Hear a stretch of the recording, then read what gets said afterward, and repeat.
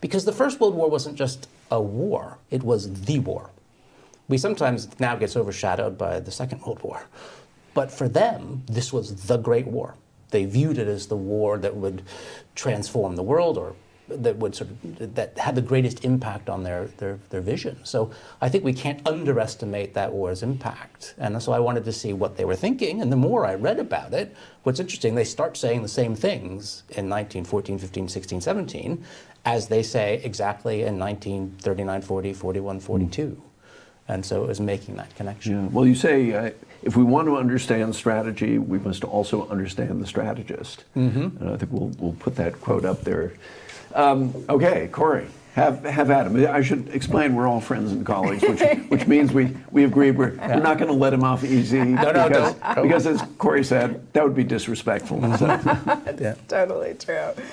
So first, a softball question. Sure. I love Ernest May's book, Strange Victory, about the German invasion of France and why it succeeded. And what I always take away from that book is that he agrees with your point that you have to understand the strategist. He thought the reason Blitzkrieg worked so well against France was that the Wehrmacht rightly understood the risk intolerance of the French leadership.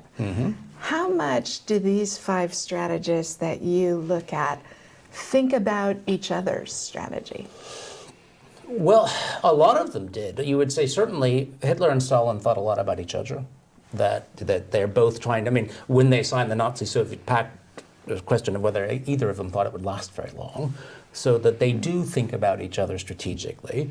Churchill thinks constantly about how to appeal to Roosevelt's sense of strategy and make it work for the British Empire. Mussolini, I think, is probably just desperately trying to appeal to Hitler. So they don't think about, everyone thinks about the other 5, but at least they think about at least one or 2 or 3 more. It's a series of dyads. It's a series of relationships. Certainly Stalin thinks a lot about Roosevelt. That he's, much more than he thinks about Churchill, he's desperate to appeal to Roosevelt. So he does view Roosevelt strategically as a bit closer, certainly when it comes to how the war should be won, than he believes he is with Churchill. So they all have an interesting relationship with each other and how they view. Hitler thinks he understands Roosevelt and Churchill, but he doesn't. I mean, Hitler's the remarkable one because he thinks he knows everything, and actually he knows very little. But what I took away from that section of the book, so my theory